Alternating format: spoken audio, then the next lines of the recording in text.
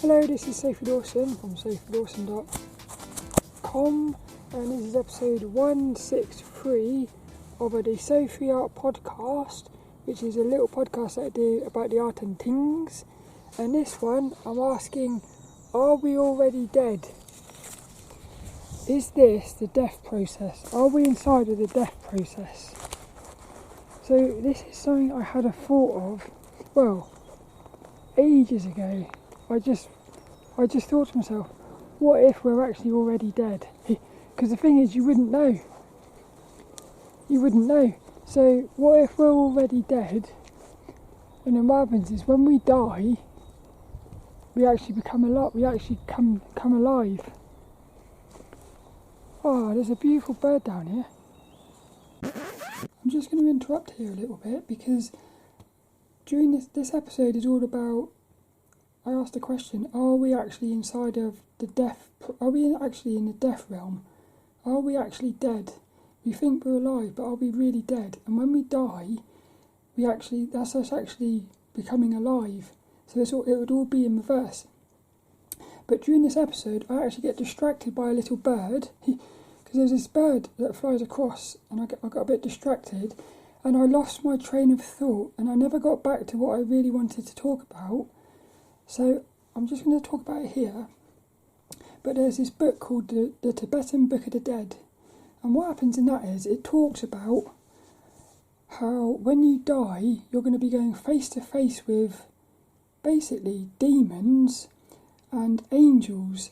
And they're both going to, in other words, pure positive and pure negative energy is going to manifest itself as entities they're going to seem more real than real. And what they're going to do is, they're going to try to take you into the reincarnation cycle. In other words, what happens is, a monster will show up, or a demon, but it won't be like, it might not be a demon, it will be something based off of your psychological fears. So it could, for instance, just be an overpowering man.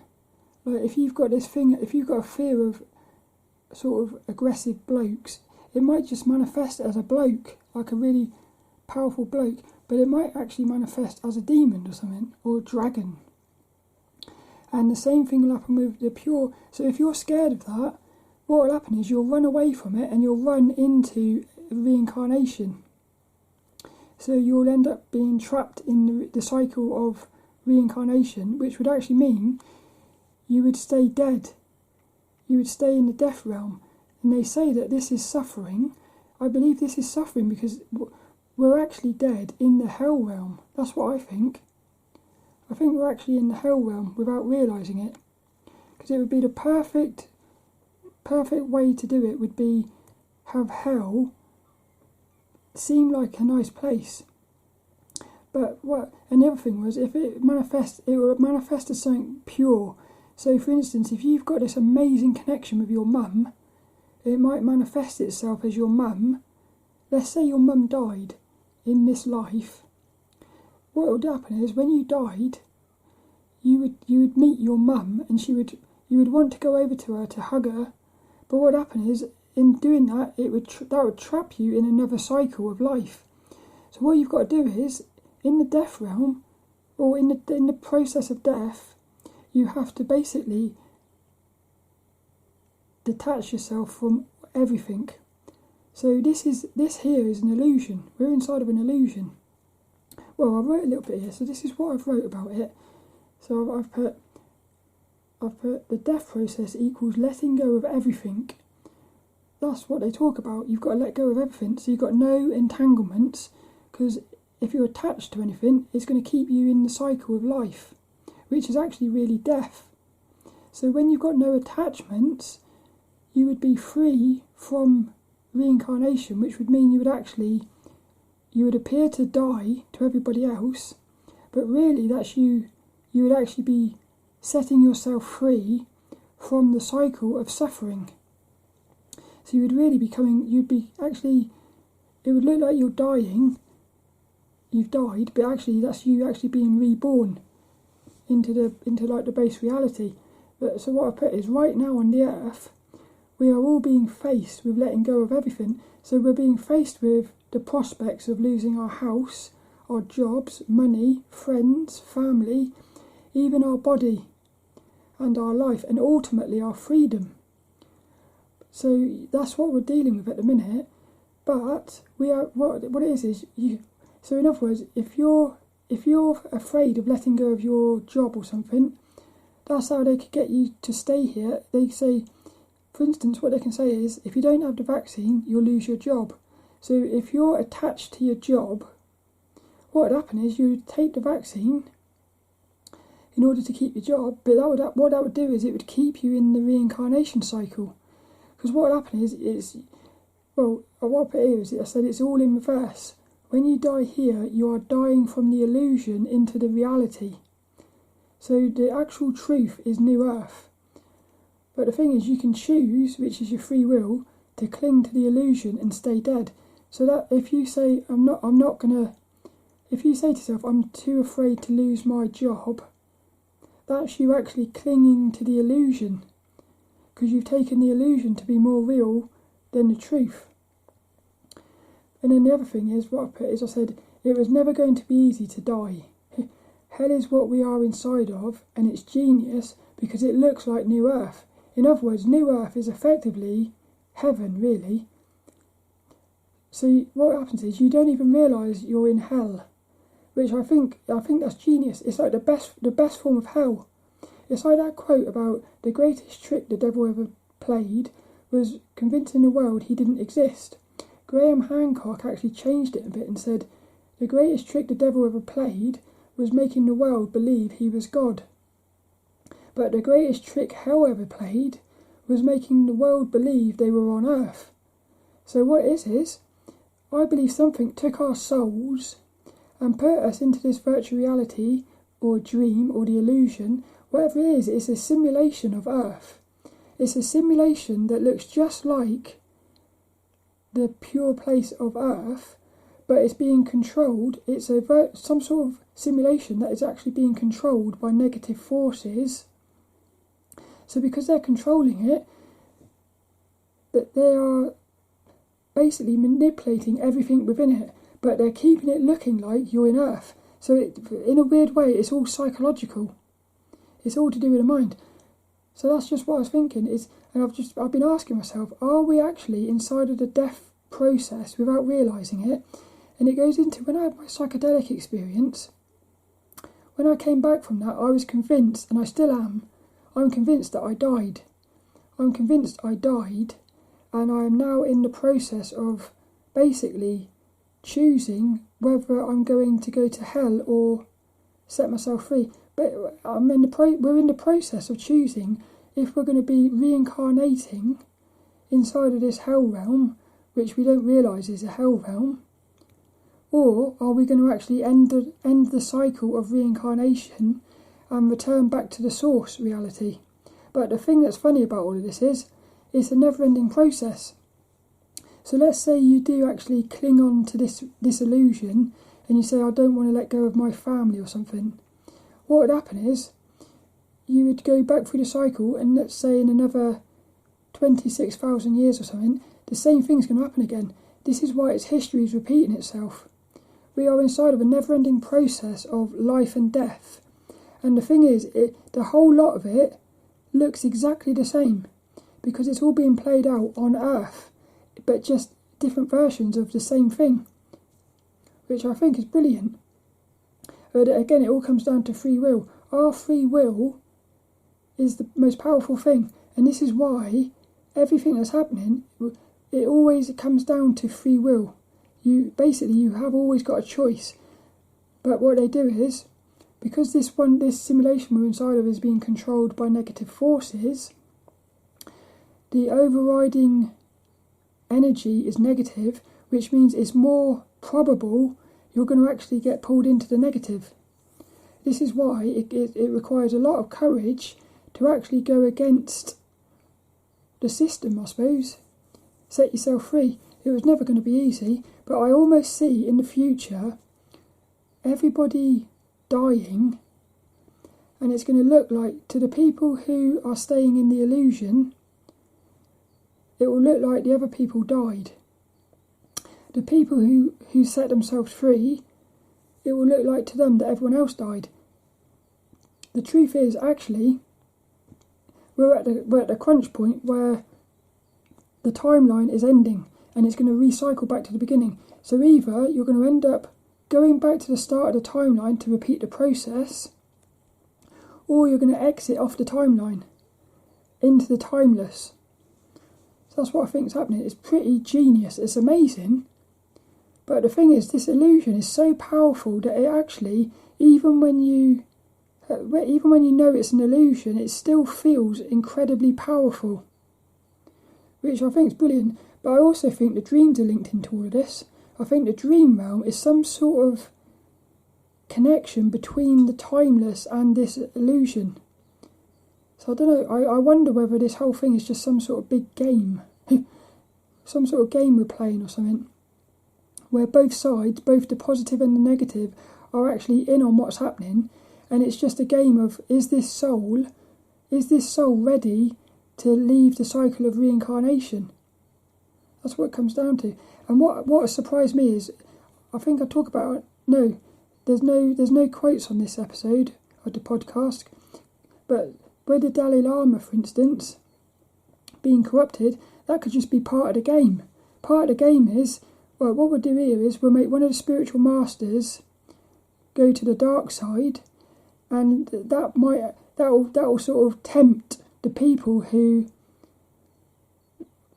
haven't quite, I suppose, got the courage of their conviction.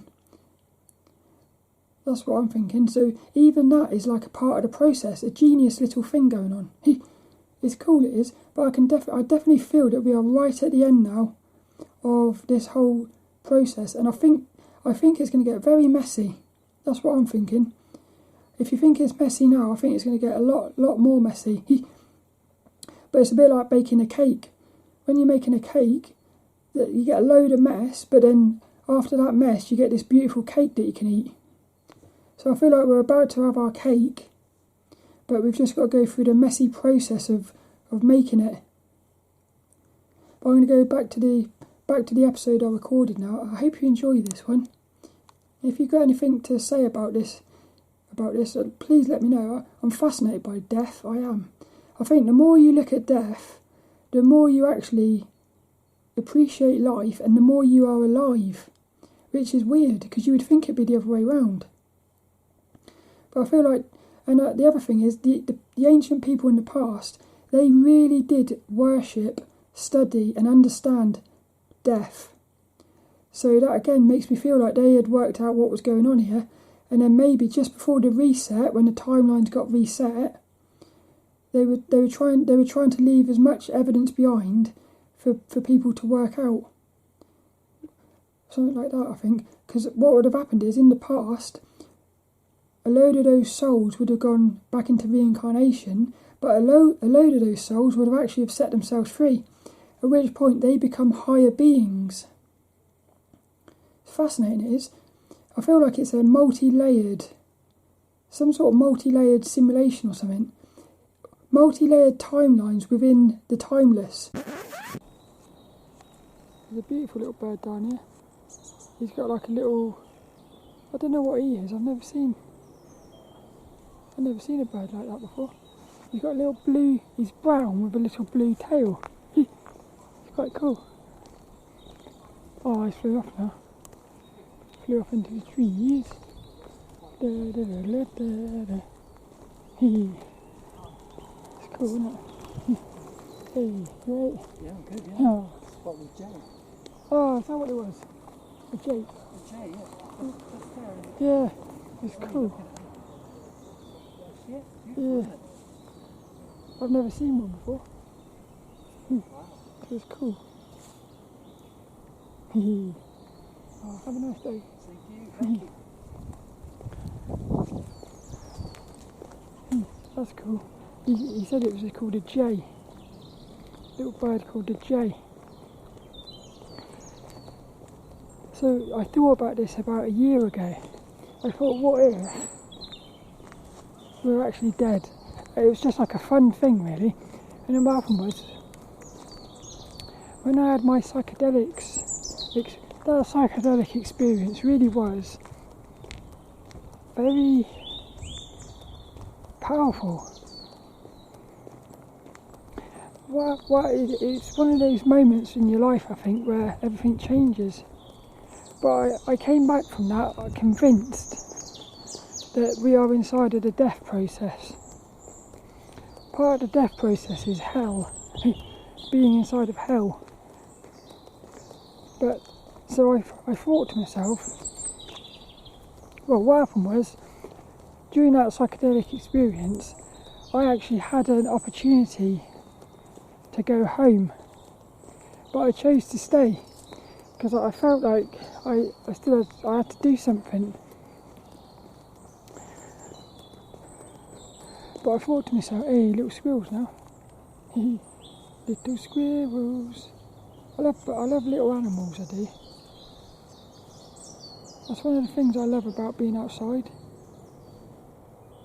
Seeing all the little animals. I love when you can hear them running off. Bouncing through the trees. Yeah, so what happens is, in the Tibetan Book of the Dead and stuff, they talk about when you die, you're going to come face to face with basically love creatures and fear creatures. Well, if you look at this reality, that's basically what we're doing here. We've got like attachments to everything. So the way I see life now is it's all about letting go of attachments. When people die, you've got to let go of them. But also, basically, if you die and you've still got attachment to things, the way I see it, that's going to actually bring you back for another sort of life. Because if I die and I'm still attached to, say, well, let's say I was attached to video games. Well, not. Let's say I died and I was still attached to my mum. What would happen is, I believe this is what would happen. You would. I believe what would happen is, when you die, that your mum would manifest herself, and she would. You would basically have to. Hello. That's cool, isn't it? Yeah, I got a bit distracted. I've never been down here before. Walking down a little path. I've lost my train of thought a little bit. Why do I think this is a death process? I'm convinced this is a death process because the way I see it, each of us is going through a series of tests. That's what life is. Life is a series of tests which are all fear-based. A lot of them, they're either fear-based or love-based. So we're either, inside of this life, we're either having to face a fear, or we're having to let go of, like, love. That's what I think.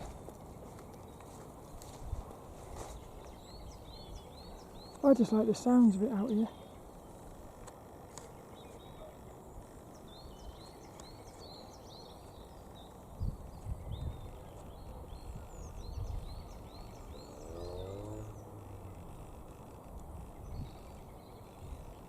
There's these big birds flying around in the sky, there is.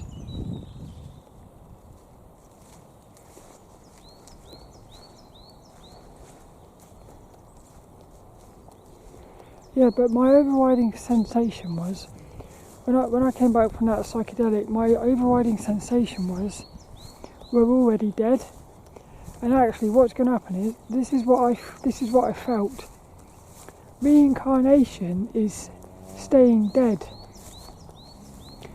If you break the cycle of reincarnation, which is effectively becoming enlightened, and it's also letting go of all attachments, what that does is it breaks you free from reincarnation. It ends karma, because karma is only basically entanglement. That's what I think. So if you die and you've got none of that, what would happen is I believe you would actually go back to source, go back to the God, or you could become a creator and create your own universe, create another universe, become a god basically.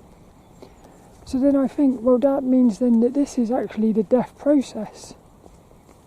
So when we actually die, that's the final bit of the death process. You see what I mean? It's like the death would be like the equivalent of shutting your eyes when you get into bed, or opening your eyes. Yeah, that's what I think it is.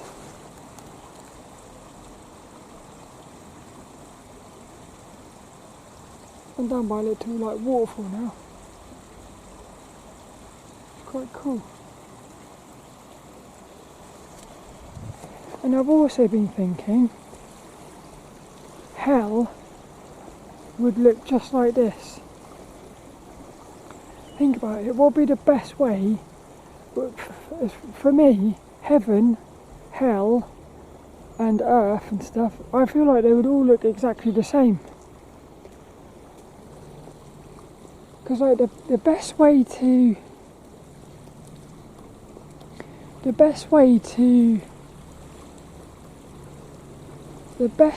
have hell would be for it to look just like heaven. Because you would think it's going to look like all fire and devils and stuff, but that would be too obvious. For me, the best way to have hell would be to have it look so much like earth or heaven that you wouldn't even realise you was in hell, and then that way you would keep the hell realm going. So I've thought about stuff like that. It's quite interesting, it is.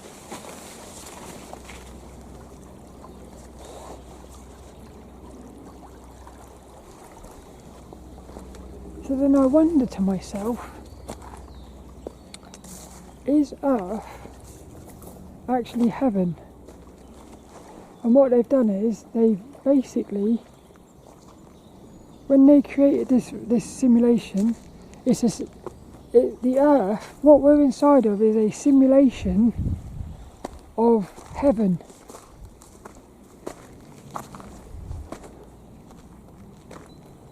So Earth is a simulation of heaven,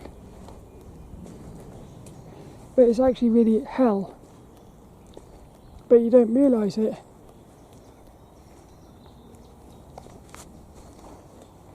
Interesting.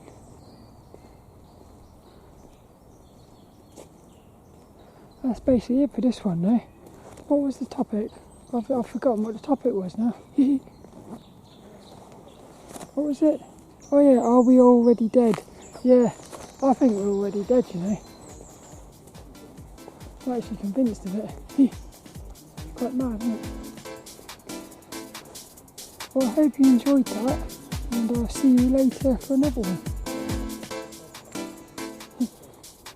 People coming.